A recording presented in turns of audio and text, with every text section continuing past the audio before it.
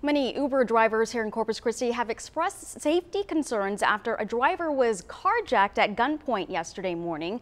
The driver was dropping off a man at his home on Daytona Drive when police say a young man came up to the car and held both men at gunpoint, stealing their wallets and then taking off in the car. Thankfully, the driver and passenger are okay, but Uber drivers have been voicing their opinions.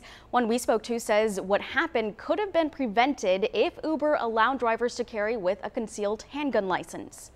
I do believe Uber should be changed the laws to carry a weapon on the inside the car. You don't know who you're gonna pick up, so something could be prevented.